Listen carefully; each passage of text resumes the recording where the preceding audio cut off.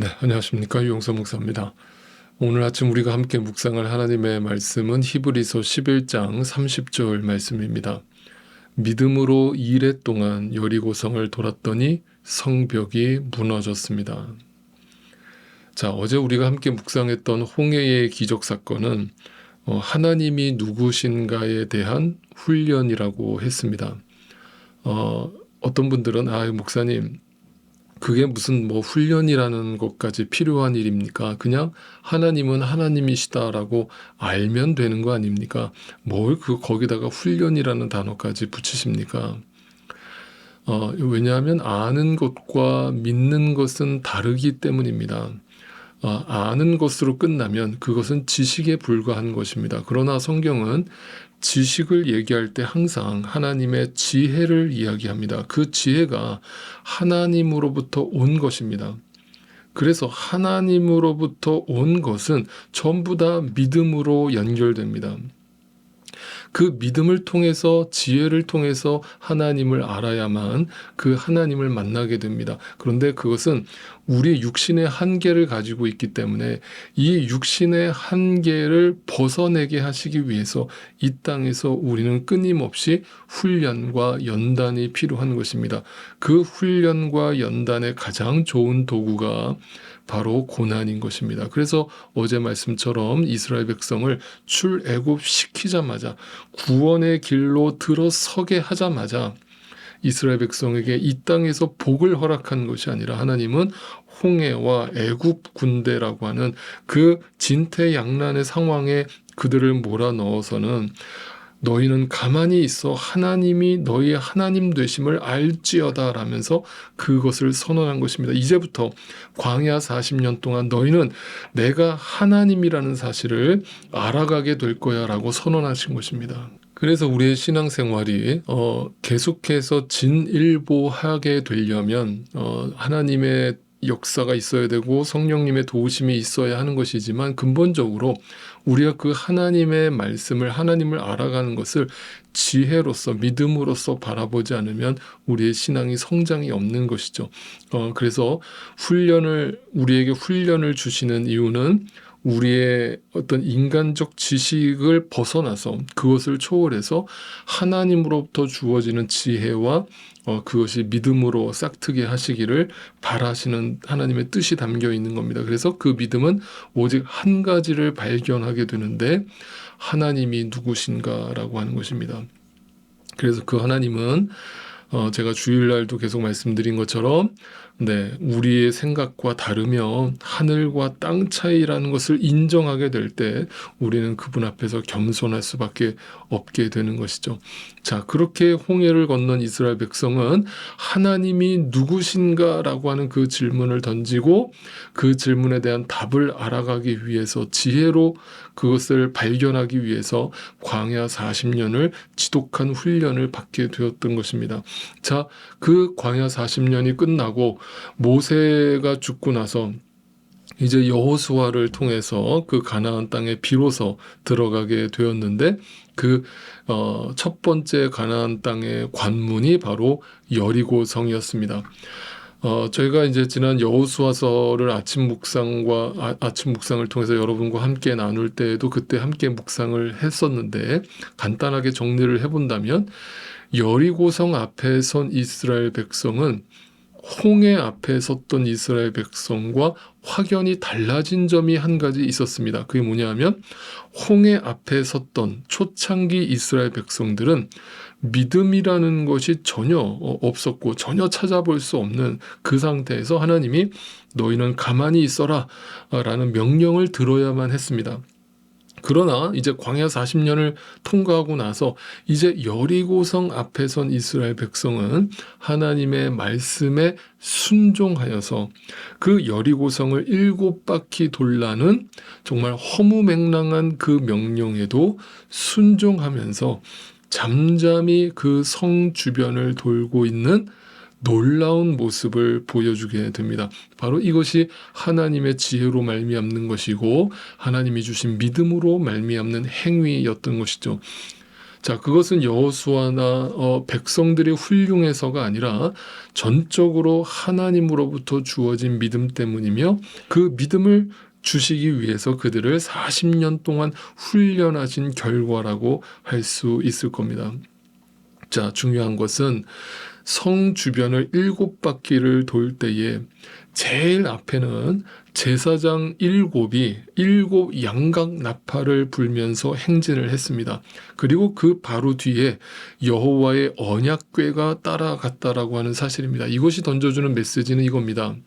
첫 번째, 나팔은 승리를 상징하면서 동시에 심판을 상징합니다. 믿는 자들에게는 그 나팔 소리가 승리의 나팔 소리로 들리겠지만 믿지 않는 자들에게 그 나팔 소리는 심판의 나팔 소리로 들려지게 되는 것이죠. 그래서 주님이 다시 오시는 그날도 동일할 것입니다.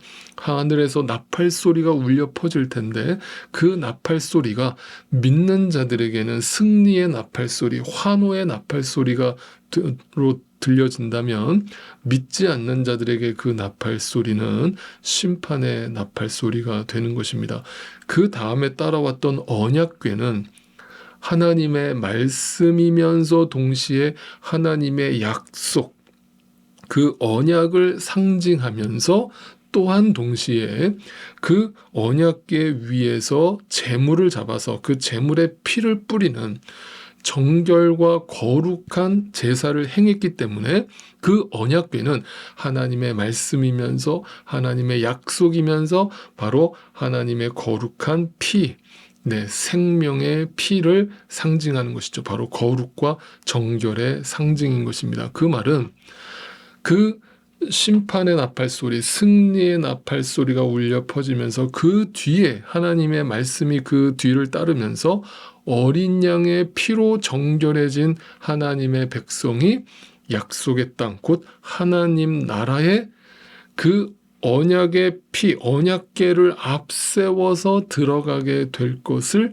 의미하는 것이죠. 다시 말하면 인간의 공로나 인간의 노력과 의지 때문이 아니라 전적으로 하나님의 은혜로, 하나님의 언약궤로, 하나님의 말씀으로, 하나님의 약속으로, 하나님 어린 양의 피로 우리가 그 약속의 땅에 들어가게 될 것임을 나타내고 있습니다. 그것이 승리의 나팔 소리가 되어서 울려 퍼지고 있는 것입니다.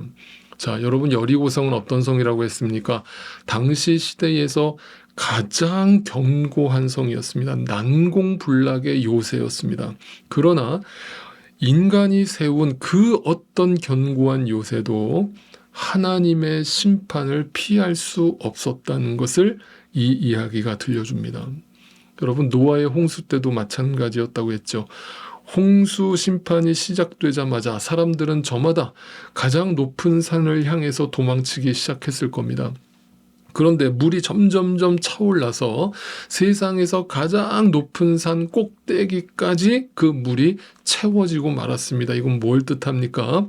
세상 가장 높은 곳에 있는 그 어느 누구도, 이 세상의 어떤 엘리트 집단도, 어떤 권력자도, 어떤 명예와 부를 가진 자도 하나님의 심판을 피해갈 수 없음을 의미합니다. 홍해 사건에서 애굽의 군대가 죽은 것도 마찬가지입니다. 그들의 교만과 야망과 욕심 때문에 죽은 것이 아니라 하나님의 말씀을 따르지 않고 그 어린 양의 피를 믿지 않는 자들의 최후가 결국은 이 세상이라는 바다에 빠지고 만다라고 하는 심판으로 끝날 것임을 보여주는 장면인 것이죠. 그래서 그 출애굽할 때 마지막 재앙이 장자 재앙이었던 것입니다. 그것이 유월절. 그 어린 양의 피가 발라져 있지 않은 자가 어떤 심판을 받게 될 것인가를 그 홍해에서 침몰당하는 애굽 군대의 모습으로 보여주고 있는 것입니다. 자, 여리고성에 사는 자들이 어떤 못된 짓을 많이 했거나 어떤 악한 짓을 많이 했거나 윤리적이고 도덕적으로 타락했기 때문에 그들이 멸망한 것이 아니라 이 이야기가 들려주는 핵심은 하나님의 말씀을 따르지 않고 어린 양의 피를 믿지 않는 자들이 당하는 심판을 말해주고 있는 것입니다. 그러므로 지금 우리는 믿는 자들은 그 세상을 상징하는 그 견고한 난공불락의 요새로 비춰지는 인간이 세운 가장 완벽한 성읍, 그 여리고성 주변을 하나님의 말씀과 하나님의 약속과 어린 양의 보혈의 능력을 의지하여 침묵하며 걷고 있는 것입니다.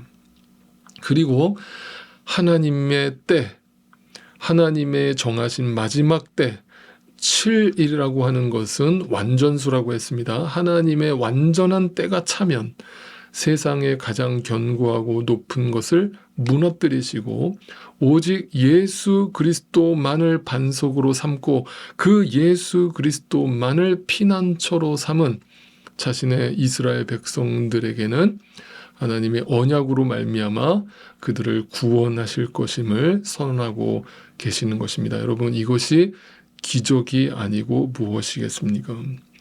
이것이 은혜가 아니고 무엇이겠습니까? 왜 우리는 여전히 그럼에도 불구하고 이 말씀이 믿어지지 않으므로 여전히 눈에 보이는 이 여리고성의 위대함과 그 견고함을 부러워하거나 두려워하는 것입니까?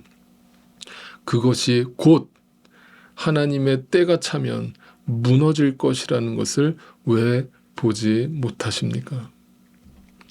그러니 그날이 오기 전에 잠잠하십시오. 그리고 말씀을 붙드십시오. 말씀을 묵상하십시오. 그 말씀을 앞세우십시오. 그리고 여러분에게 들려오는 나팔 소리가 더 이상 심판의 소리가 아닌 최후 승리의 나팔 소리임을 오늘도 확인하십시오. 바로 그것이 믿어지고 들려지고 보여지는 여러분이라면 바로 여러분이 복된 자임을 믿으실 수 있기를 바랍니다. 오늘도 주 안에서 평안하시고 승리하실 수 있기를 주님의 이름으로 축복합니다.